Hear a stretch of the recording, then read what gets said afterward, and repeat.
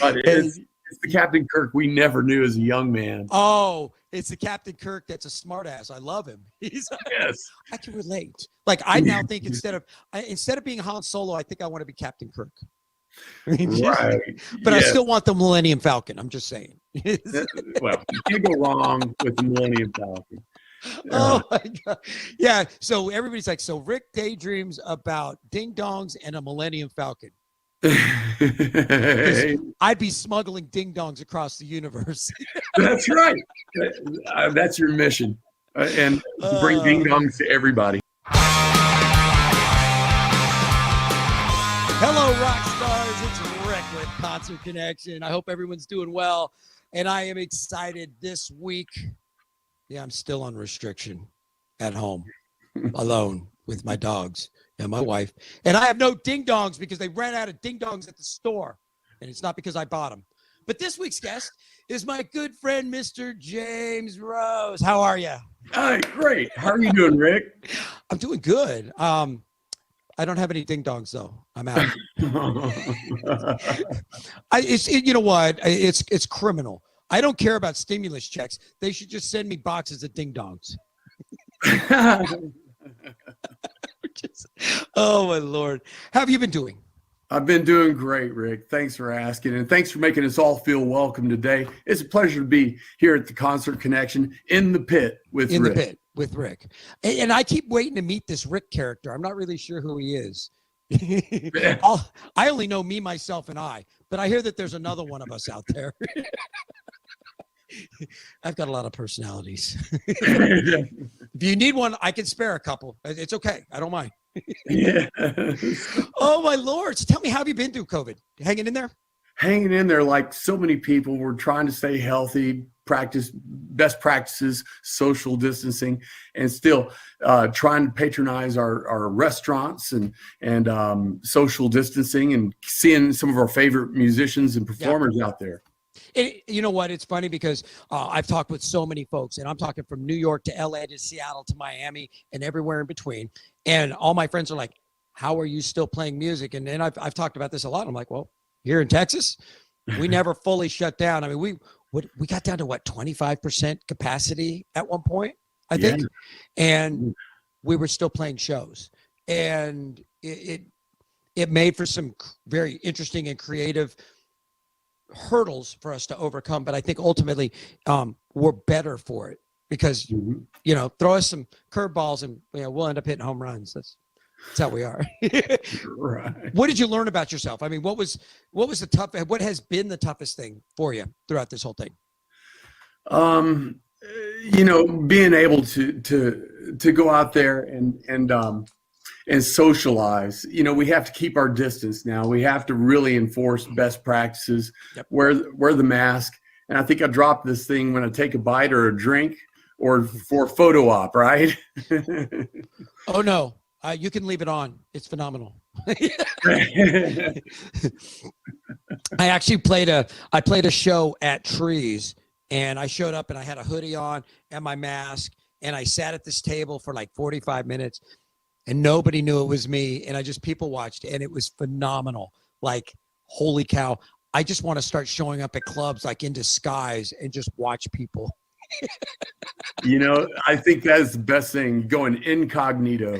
Oh, my Lord. You don't realize how liberating it is because you're a lot like me. When we get to clubs, I see my friends. I'm a hugger. I want to run up and hug, and I want to talk. Imagine that. And it's difficult. I mean, it's tough, and some folks don't like the mask. Yeah. I've got a dozen of them. My Darth Vader mask is my favorite one. Do you have any personal favorites, or are you like, I use the disposables? I got the tube, and this thing's great. I want one of those. I don't have one yet. I want one of those. Yeah, it's so much more comfortable, and I can breathe out of this one. And you don't feel, I suppose it does the same job as the other mask. Yeah. The science says it's as good as the other masks. Well, then I'll be shopping for a new, couldn't I just take a scarf and like wrap it over my face and call it? Yeah, exactly. This is what happens when I forget the mask. You know what? I like that better. It's dual purpose. Yes, and it's paisley. I love it. Oh, yes. So let's talk about that right off the. You have some of the most amazing shirts, and you know they're dear to my heart because you always have like paisleys. And where in the heck do you find them all? Because I love them. Well, they do sell men's clothes where I got these, and unfortunately, the shop that I used to go to was right off 75 in Spring Valley, and they've closed down. No longer business. I have nowhere else to shop. Now, were they victims of COVID or? Happened before COVID. Before COVID, they shut down this warehouse full of great shirts. Rick, they had plenty of shirts your size too. Oh my God. Okay. I can tell you, they don't have a jacket. They had jackets, but nothing like the jacket I saw you in last time we got together. Oh, you know what? I love my jackets, and everybody knows you could put me in a pair of jeans and a t-shirt. I love to throw on blazers. Not so much this winter because it's been so cold. I've been wearing, leathers and just pea coats and stuff like that. But when we go out, even summertime, I'll put just a sleeveless shirt on, but throw a blazer on. And I think, in my humble opinion, guys, ladies don't just want you to show up, looking flumpy. And seriously, they do want you to have a little bit of class because the ladies normally they put on a dress or something, they get dressed up. And I think as boys, sometimes we miss the boat and we're like, yeah, let's throw a baseball cap on backwards or, and it, you know what? That's okay. Throw a blazer on too. And it's that simple little gesture, throwing a blazer on that classes it up a little bit. And I don't know. It just my thing. Just a little effort. It's a little effort because and it started out that I happen to like fashion, but look at the ladies. Ladies typically get dressed up when they're going out, and us guys are like, yes, jeans and a t-shirt, man. Yeah, it's just a little bit of effort. But with you actually are one of the guys that has fashion sense, and so I mean, how did you develop that? Because I'm telling you, I love all your shirts, your scarves. Like, where do you get your? Obviously, the one shop that's closed down, but where did you get your influence? Yeah, well, I watched, Steven Tyler. That guy's just the quintessential performer for all rock and roll musicians. So we look up to guys like that for inspiration.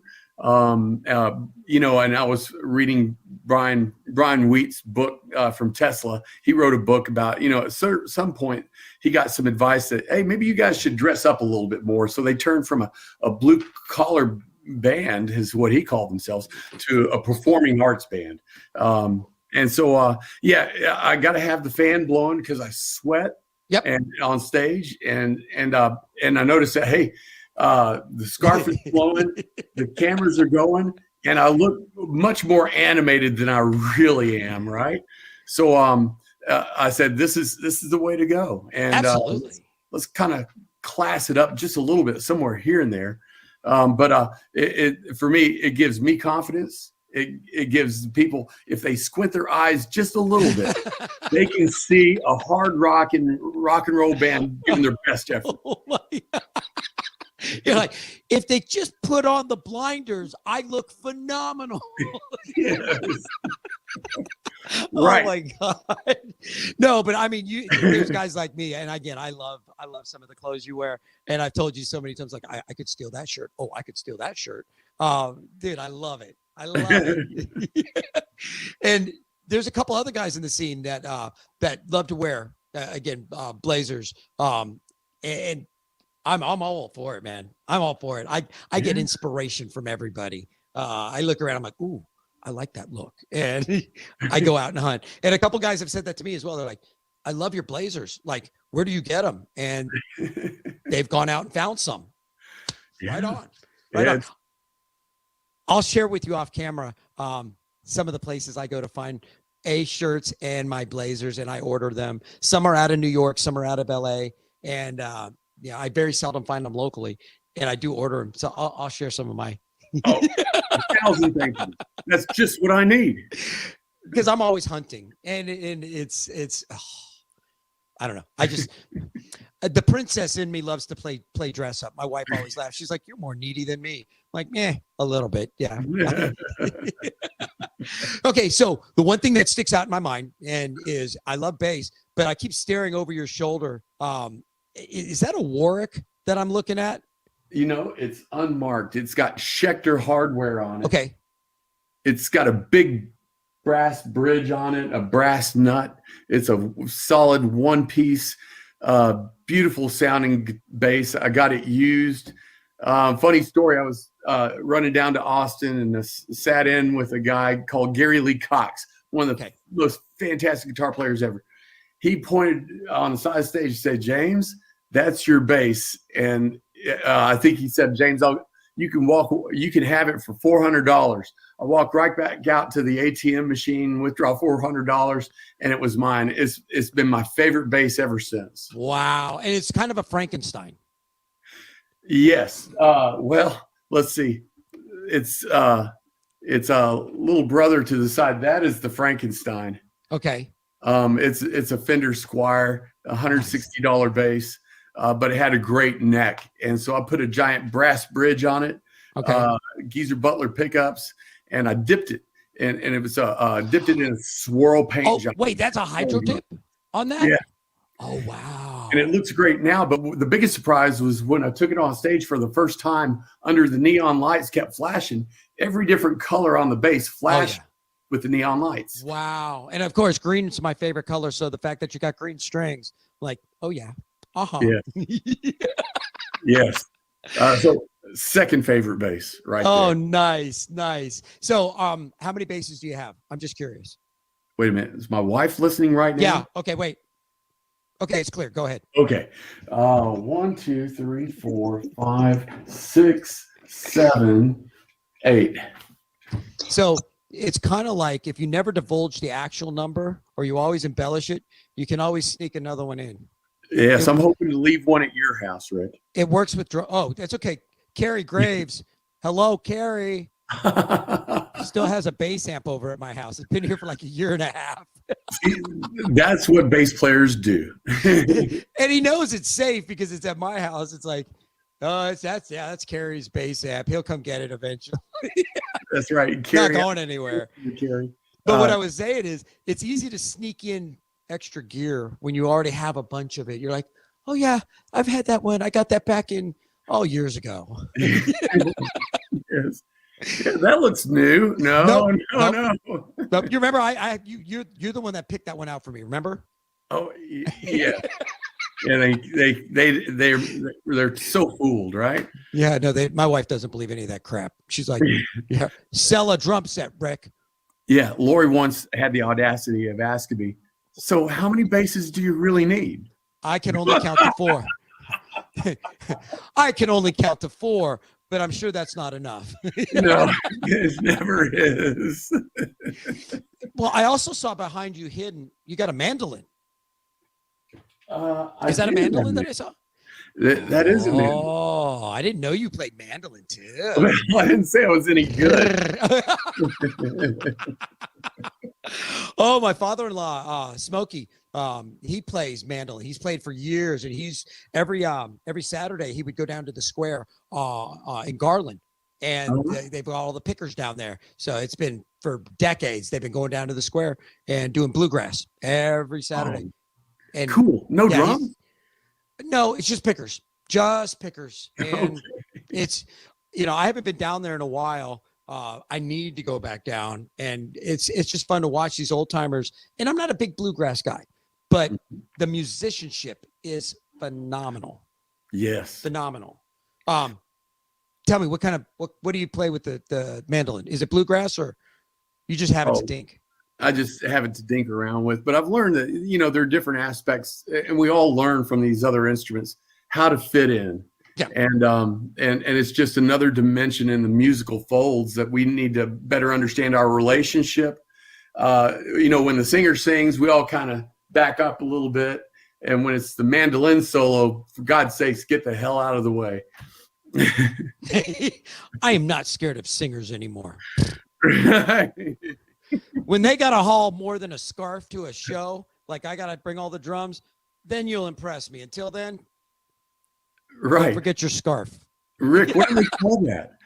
I know Shane talks about it. What is it? LSD? Well, wait, that's another show. Oh, no. Lead singer's disease. Yes, that's what it is. I heard Shane say that. Yes. Oh my Lord, that's funny. And you are truly blessed. You have some phenomenal musicians that you get to play with. You want to give your boys some shout outs? Yeah, I'm the lucky. When I played with Walter Webb, I never realized what a great performer when he gets into character, all these different characters, and he sells himself totally. Yeah. And so he is a fantastic performer, and all the musicians he brings together recognizes it and really builds a cohesive band feeling. I've had the pleasure of playing with Rob Perez on drums since the 90s. Nice. I've had the extreme pleasure of meeting James Michael McLester. Oh, James. Oh my God. That guy. I love James, and he dives in 100% to anything he's going to do. Having him as your drummer, the heartbeat, and I've watched him play, and I'm just like, wow. And that, as a bass player, that's got to be just such a relaxing confidence builder when you got a solid drummer behind you that you can, and again, bass, you can lay down the groove. You two seem to mesh really well. Was it instantaneous? Yes, it was. He's got chemistry, and I noticed he is a school of power drummer, and he is beating the shit out of them drums. But lately, I've been kind of antagonizing him and say, "Hey, you ain't hitting hard enough. Beat the shit out of them drums." Good for you. A real drummer would break something. Just saying. Right. We've had a lot of guitar players, Chris McEwen, Chad Williams, and just so many great guitarists. But recently we've brought on Ryan and Troy for the Texas Modern Day Cowboys, and they have some real chemistry together, and it's really made quite a difference for us to bring those two guys and immediately contribute in such a great way. We really like these two guitar players, but of course everybody knows Shane. Come on. Yeah. But no, I mean, you guys really do. You guys have some great chemistry on stage, and doing the tribute to Tesla. You guys actually have some connection, right? Like, you have met members. Yes, no. Yes. Or James has. And no, we've all gone out to visit with, we've seen Tesla in concert. We've gone backstage to hang out with these guys. And for me, I'm completely starstruck, and I'm shaking the hands. Hello, Mr. Brian Wheat. And I'm just a babbling idiot, but it was a real treat when we played down, last year. I think we went downtown and we played at Dick's Last Resort across from where Tesla was playing. Troy Laquetta and some of the boys came over and sat in the crowd, and we spotted Troy, and James Michael McLester is dragging Troy up on stage to play with us. So we play a handful of Tesla songs in front of a great crowd at Dick's Last Resort. Wow. And it was an honor to be a part of that. And that, okay, now that is a huge feather in your cap. You got to, and yes, we all have our moments where we get starstruck, but once you actually got into the groove, did it kind of go away and you're like, okay, this guy knows what he's doing. We got it. Yeah. So there was a time when we were second guessing each other, but as soon as we felt his pocket and his the way he sounds, it fell right into place, just like the album. Oh, that is a thing of beauty, because again, most of us are originals, but I say it so much, but we're also tribute artists. And that is a thrill. That would be like, oh my God, having Steve Stevens show up for a Rebel Yell show and get on guitar, or Trey Cool jump in on, well, no, that wouldn't be fair, because that means I don't get to play. But you know what I mean? Having a big star and have them not be offended, because that's going to be my next question is, are they like, hey, wait a second, you're doing our music, or are they like, thank you so much for keeping it alive? No, we're thinking the whole time is, we're riding these guys' coattails. Why should we be up there playing their music and butchering it? God, I hope we play it up to their expectations. And so the pressure's on. Rick, there are times you can't sleep at night because you're worried about the next day's show. Am I going to do it right and respectful for the original artist? Yeah. And that's a big concern. We don't want to offend these guys whatsoever. And were they afterwards? Were they like cool about it? I mean, did they?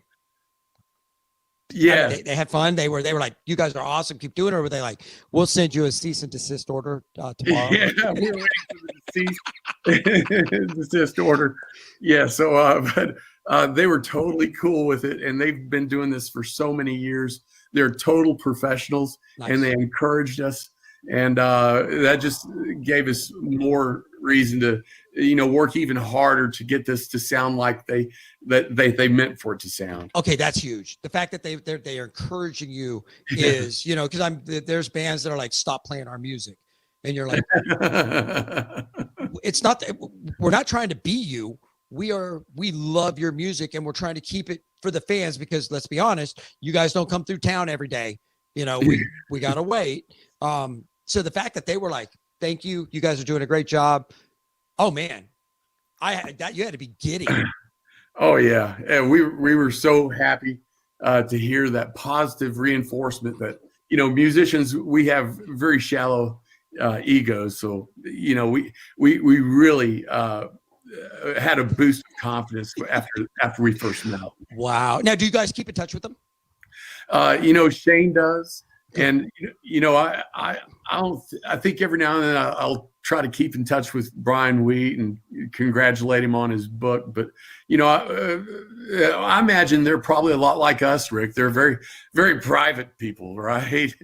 And so, they probably know so many people want to keep in touch and stress their importance when really these guys are just guys that have their own lives and they have their own families but they've never been rude or anything or condescending. Did I hear you say that we're private people? Well, tongue in cheek, yeah. Oh, everyone's private but me. Right. It's okay. I don't care.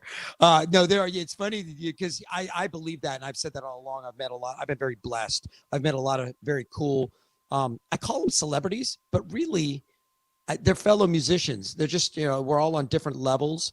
And I've always found that they're 100% real. Like they're you and me. Like some of them still have to pick up dog crap and mow their own yards. And it's like, yeah, I like it. Like, could you give me some techniques on how to get it in the bag without dropping it everywhere? But no, that is huge. That is so awesome. The fact that you got to meet the guys, and I think Shane told me that he does keep in touch with them, and that's incredible. I mean, just to do it.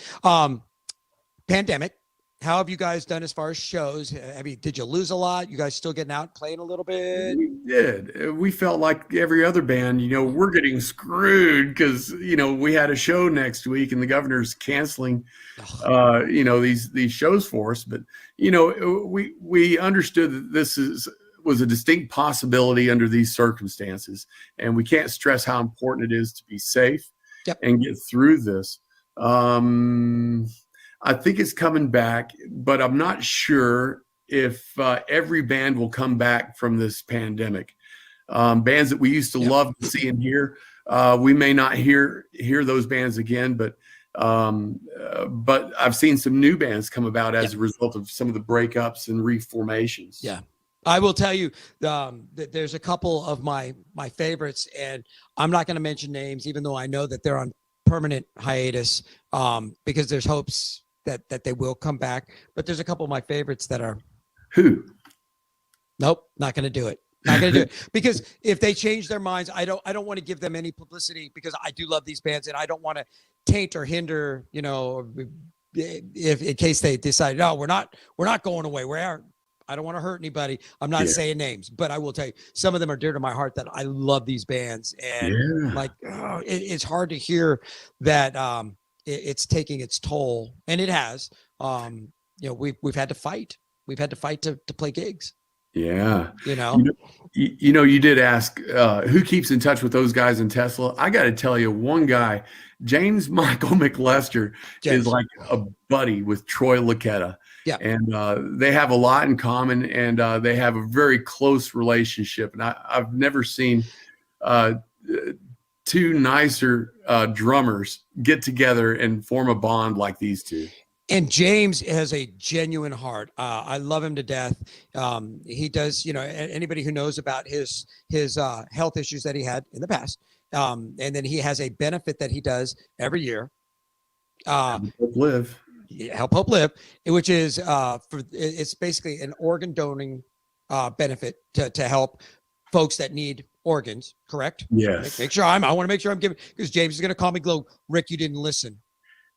He's going to thank you so much for bringing this up. But no, it's a great cause, because I am actually, because of meeting James, interviewing him when I had to renew my license, I am an organ donor now. Not that anybody wants anything from me, but you know what I mean? It's, you never know.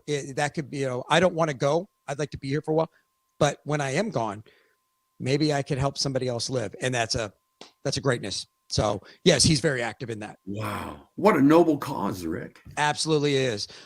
There's a few causes that I'm involved with, but and James, I'm publicly telling you, hats off to you, sir. It's a great one, you know, and I know that you guys get to support that because you're part of his inner circle. Benefits and fundraisers. We do a lot of that. It's important. And, you know, sometimes we'll get a little bit of money, a few tips, but we're really doing it for a greater cause. I think a couple of weeks ago, I played for a benefit for a guy named Kenny Chesney. Huh. Kenny Chesney? Not the Kenny Chesney. He looks like Kenny Chesney. Down in Granbury, he's at this restaurant, and the band was playing, and apparently he wasn't clapping loud enough. And the lead singer for this band jumped off the stage and kicked all his teeth in. What? Yeah. They're still looking for that guy. But I tell you this. Not a local band. 2 weeks later, I went down there with Mark Tremier and some of his buddies, and we put on a benefit, and we raised $3,500 with the American Legion to get Kenny Chesney a whole new head of teeth. Okay. And I don't know if it's the right place. I would call this band out on the spot, but the guy, he jumped off the stage because the guy wasn't clapping loud enough. Yeah. Well, that's what I heard. And now for the next segment, that ain't what I heard, James Rose. No, but still, it's I will tell you, if a fight breaks out at one of my shows, I'll stop playing and you will be escorted out. There's too many ladies and guys that are coming to shows that are here for a good time. It's not the place. But for an artist to ever attack a guest, man, that would rub me the wrong way. I'm like, no. I think everyone was shocked, and we were all shocked to hear about this. So we naturally played a role to help restore. I wish I had known about that. I would have lent a hand too, because that's a great. Oh my Lord, that's a great one. So you know Mark Tremere, he's a fantastic performer. Yep. He's got a Jason Aldean project coming up. Be ready for that one. That's going to be a lot of fun. Wait, isn't there already a Jason Aldean, or is this another one? There is, and I was sorry to hear that there's more than one. But there in some parts of Texas, you just can't play enough Jason Aldean, apparently. I'm going to call Rich and let him know. Oh my Lord, because yes, there are huge Jason Aldean fans here in Texas. Huge fans. So there's another one coming out. Awesome. Do you have any more projects that you're diving into? Or you're like, nope, I'm good where I am? Is my wife listening again? No, wait, hold on. No, you're clear. Hey. Thanks for checking. Doing my part.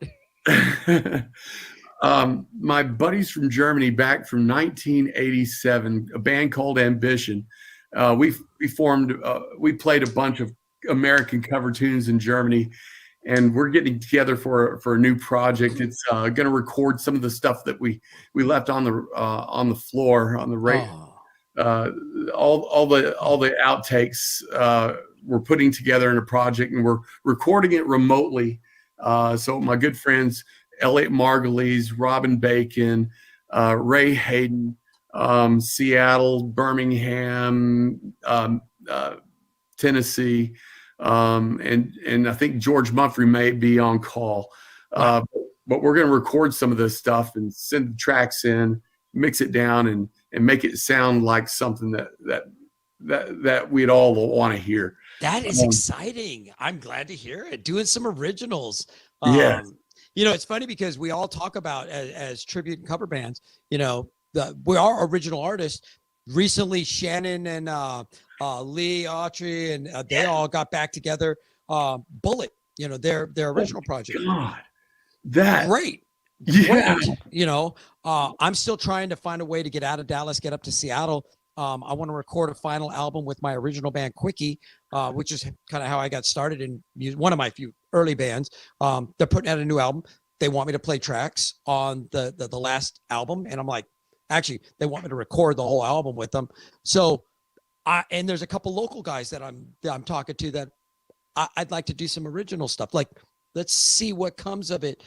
I'm glad to hear folks doing the originals because in my humble opinion, the original scene here in Dallas-Fort Worth has some phenomenal musicians, but they don't get enough attention. And I have begged and begged and begged the original artists to come on my show. And a couple have, but not very many. I will continue to, one day they're going to go, oh, heck, this guy will help promote. Yes, I will. But until then, we'll keep hoping and praying and keep them in our thoughts because I want the original artist. There's some great music. There's some not so great music. You're like, okay. You're right. When I heard Bullet bring back some old tracks, my jaw hit the floor. I couldn't believe it was just great writing, great performing and execution. Wow. And the beautiful part is like Bullet opened up for Rebel Yell and it was great mixing it. We've had Blackout open up for Rebel Yell. I think Low Side opened up for Rebel Yell. Like we've done some originals opening for tributes. I love it. I love the fact that we get to mix it up for the audience. So, it's, I'll be looking for you guys to be doing the same thing. Put those cross collaboration shows together and making them happen. Yeah, I can't wait. And it's coming, and it's going to be about the time COVID exhausts itself. We'll have some new material. I think everyone's excited to hear something a little different from the same old thing we were playing before COVID. Yeah. And again, we are very blessed here in Dallas-Fort Worth as far as our music scene. We really are.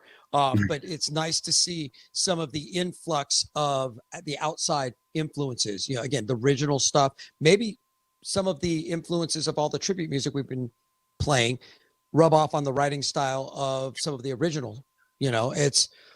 I'm good with it. Like, let's get the creative juices going. Let's get some music out there. And I think the biggest thing is let's get back to having normal shows, like normal. Let's go out and there's a pit that we can go stand in and not wear a mask. Yeah. I don't know. It's going to be a long time before that happens, I'm sure, but it's, I can't wait. I can't wait, truly. Yeah, I think everyone feels the same way, Rick. And you're right. It's sooner, the better. Absolutely. So I asked this of all my guests over the last year. Tell me your one, well, we'll start with your one. What one guilty pleasure did you notice about yourself? Like junk food. Everybody knows mine's ding dongs. What did you find out about yourself being in isolation? Yes. It's got to be barbecue. I've got a smoker out back. And I just put on a point brisket, chicken. I love to smoke on the back porch and bring in the food for everybody. But I ran out of oak, and I had to go to John D's last. I was just gonna say, John D's, are you listening? Hello, John. Because my boy John has been smoking up a storm through this Have ordeal. you seen that giant smoker he's got in his garage? I've only seen pictures. I haven't been over to his house to actually see it. And he and I were on the phone the other day. I was talking to John about it. And you guys know, I love John to death. And holy cow. And I was giving him crap because I'm like, how come I didn't get an invite to get food? I just like, I'm putting my name in the hat. Next time you do, I want to know because I'm coming over for his barbecue. I stare at it and I'm like, I swear to God, give me I'm wiping the drool off. I'm licking my phone going, I can almost taste the ribs. Oh yeah. And I can't wait to do his ribs. In fact, I asked him if I could bring over maybe a couple of beef ribs and he'd smoke it with what he's got. And he said he'd do it. So Rick, let's go over there and have some beef ribs. I figured out how to do a brisket. I'm not too bad at briskets, and I could do a pork butt pretty good, a smoked pork butt. I want to learn how to do ribs. That's my next one is ribs. I love, and for me, when I'm just curious, whenever you've got the grill, the smoker going, do you ever throw anything else on there that you're like, I want to nibble on this? Yeah, the chicken livers. Chicken livers. I know that sounds gross to a lot of people, but smoked, they really are soft and delicious. I always throw, when I'm smoking a brisket or anything, I'll throw a couple of sausage links on there, and because they smoke up so fast and they cook so quick. Nice. And then when I'm hungry because I'm staring at this meat going, I can just eat sausage. Yeah. Rick, there's one thing you got to try. When I went to Louisiana, they said, you got to try the tiger tail. And I go, what's tiger tail? Tiger tail. So it's boudin sausage wrapped in tender pork loin and then wrapped in bacon. Oh. And drizzled with maple syrup. All that sweetness brings out all the bold flavors together. And it looks like a tiger tail. It resembles the tiger tail. But I cooked two up for a Super Bowl a couple of years ago and laid them out, and they were gone in like 10 minutes. Oh, I think we have to end the interview. I'm hungry. I'm going to have to try that. You're going to have to give me that recipe. I'll give that a shot. Let's do it. Let's go to John D's and let him do it for us. Hey, John, we're inviting ourselves over. Just let you know. Hello. Why aren't you answering our phone calls? I feel like I'm blocked all of a sudden. No, but that's your guilty pleasure is barbecue. Has to be. That's a phenomenal guilty pleasure. Phenomenal. Have you binged anything else like television shows, series? Oh my gosh. Yes, we've run out of everything. So now I'm on the Goldbergs. And Laura and I can really identify with the Goldbergs because it's about the nuclear family, and I think it's something for everyone in the family.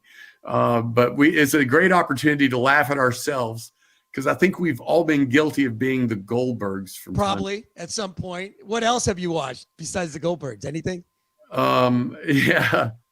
We've done all the Seinfeld. Okay. Curb Your Enthusiasm was very funny. Oh my Lord, that's good. We did all the Walking Deads, and I had to do all the Big Bang Theories again. Like I've only seen all 12 seasons like 4 times, but had to do that again. And of course, my wife is so sick of it because everybody knows I'm a Star Trek, Star Wars junkie. So junkie. She's like, "There's nothing on TV." Okay, put on Star Wars. She's like, "Really?" Like, and when it comes to Star Trek, she hates it because we have Pluto TV. So you get just channels, and we'll go to bed watching The Love Boat. So we've watched every episode of The Love Boat in the last 3 months, multiple times, because I miss going on cruises. And so middle of the night, I'll wake up and she's asleep, and I grab the remote and I put on Star Trek. She's like, "It gives me nightmares. I hear their creepiness," and I'm like, "Really? Star Trek gives you what? Huh?" Yeah. Yeah. What J.J. Abrams did for Star Trek was to revitalize, a breath of fresh air, reintroducing the characters we've grown up with to a new crowd, new audience. And he's really made fantastic movies. Do you like Chris Pines as the new Captain Kirk? I do. I didn't know for sure at first, Oh, I love him. I love him.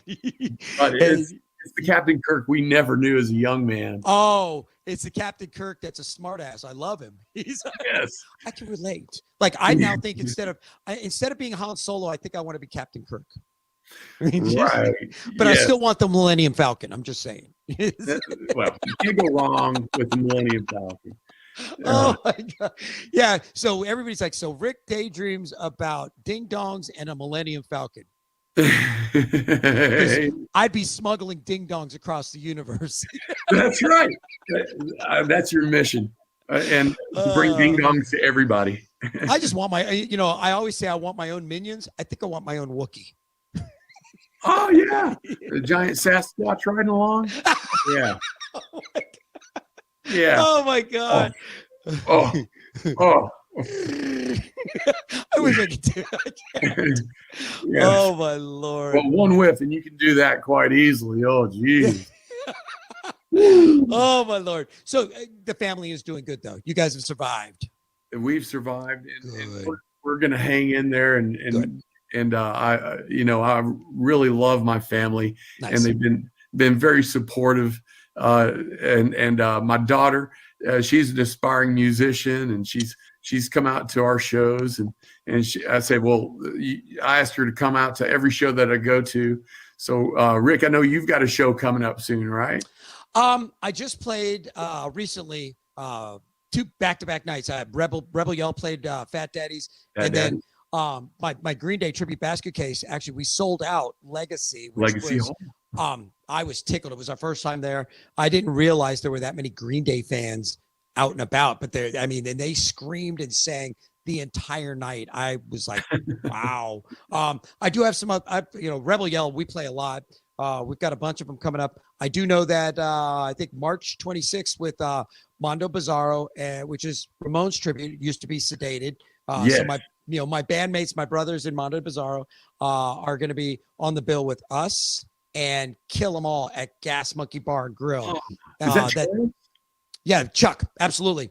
My boy Chuck, and everybody knows me and Chuck are good friends. I love him to death. And I told him, I'm like, I've been bugging him. I'm like, hey, I want to do a show. And this was supposed to go down in February, but they closed down, moved the show back. And I had Gino from Mondo Bizarro on the show. And I said, why don't we do a show, some punk, because I still love the Ramones, even though I'm not in the band anymore. And I introduced him to Chuck. Well, bada bing, bada boom. Next thing I know, we've got this, and I think it's a good lineup. Mondo. So we're doing Ramones, Green Day, and Metallica, all on the same bill over at Gas Monkey. It's going to be a phenomenal show, and I'm just excited. I get to see my boys do some Ramones, and I haven't seen them in a little while, so I'm giddy. It's going to be greatness. It's great to hear some shows coming up. I heard John Land is working on a project, Rockin'. Nice. And they're playing at Gas Monkey soon. John Dees, he loves his Rocket Queen, man. Oh my God. Yeah, I've had John on. I've had his drummer, Miss Sammy Joe, on, and Sammy's my girl. She sat in and backed me up in Rebel Yell when I was on vacation. So she's kind of my backup. Plus she's in Rockaholics with she's in, oh my God, I think that 70s band. She's in Poisonous, Crude and Tattooed. Like, girlfriend, do you ever stop and breathe? I give her a hard time, but she's a hard worker. She throws down constantly. Yeah. So, I'm just saying. I'm going to tell you right now, I love it every time I see you in public. And the first time I met you, what I love the most is you always have a huge smile on your face. It is infectious. It makes me smile for sure. Well, hey, I'm in good company, Rick. I see you and I'll say the same thing. Oh, thank you so much. Can I ask you, would you ever consider coming back on my show? Yes. Okay, let's do it again. This has been so fun. Maybe drag some of the boys with you. And yes, they heard that I might make an appearance. Oh, so they know you're coming. I was like, did you even tell them, or is it a secret? And said, well, I got to be there. And said, well, okay. But when I got the notification, it just wasn't enough time for the guys. this was actually just you and I. I do want to have all the guys on, but this is one that I've been dying to just corner you and. Yes. Give me the camera. I'll let you have the camera for a while, and, because you and I always have great conversations. So I was like, I want him. Well, I started playing bass when I was a guitar player, and you know what happens to every frustrated guitar player? They play bass. They play bass. And so guitar player, the bass player for my original band, Ambition, he quit the day before a show in Germany. And I had to learn how to play the bass lines overnight. And from there on, I would take my bass. I had a little Steinberger copy, and I would take it onto my tank and go out into the field for a month at a time. Yeah. And that's how I learned how to play bass, was actually on my tank. Wow. Yes, so fully loaded. So real quick, I have to stop, and I just have to say thank you so much for your service. I come from a military family. My dad was a naval aviator, grew up a commander's son. I've lived all over the world, and I truly understand the sacrifice that our men and women in the armed forces make every day so that I can have my wife, my son, we can have the freedoms that we get to experience. So I just want to say on behalf of me, and I'm sure a lot of our fellow musicians, definitely thank you so much for making the sacrifice. And it makes that much more special when we get to share the stage together in the scene. Thank you. Man, that means a lot. Thank you and everybody. That really means a lot to all our veterans who know the struggles, and we all consider it an honor to serve the people here in the United States. Yeah, but a lot of folks don't understand that freedom is not free. And I'm not shy about saying thank you. And I'm very sincere when I say it, because I've being a military brat and following my dad all over the world, literally, I see the sacrifice. And we may not be perfect, but we've got the best damn game in town. Being an American, I think we're the best country. Again, we're not perfect, far from it, but it's better than a lot of the options out there. So, there's room for improvement, 100%, but I'll take what we got. we still have a lot to be proud for. You know it, Rick. All day long. James, thank you for coming on and spending some time with me today. Thank you. Gonna drag you back out. All right. Yeah. Thank y'all for tuning in. Again, there's another chunk of your life. I hope that you got something out of it. You learned something, or you at least have something to talk to your therapist about now. Thank you. You're welcome. I do my job with a smile. If you're new to the show, it's first time watching, thank you for tuning in. You can follow us on, obviously, Facebook. Like us, share us, invite your friends to like us. You can also follow us on iHeart Radio. We're on Spotify. We're on Instagram. We're on Twitter. You can also find us on YouTube. We have a Roku channel, an Amazon Fire channel, and yes, we are also on Facebook. You can also go to inthepitwithrick.com, download our app. It's a free app. Use it. If you're in a band, there's a calendar there. Post your shows. If you're a fan, get the app, find out where your friends are playing, or post a show for your friends if they're too lazy to get on there and put it in there so they can get people out to the shows. If you guys got suggestions, hit me up. Let me know. Glad to hear it. It's a free app. Use it. It's help get folks out to see live music, because we want to make sure that when everything opens up, the bars are full. If the bars are full, then they can afford to hire musicians, but we got to keep people employed. So again, use it. Again, thank you. James, thank you again for being my guest. Oh, thank you. It's been great. Tease on the 27th of February. February 27th. February 27th. Tease Louisville. Doubleheader. Striker and the Texas Modern Day Cowboys. You better have some calluses, because you're going to be working it. I'm just saying. Oh, yeah. Oh, my Lord. Thank you for tuning in. I am Rick. This has been James. This is Concert Connection, and we will see you in the pit.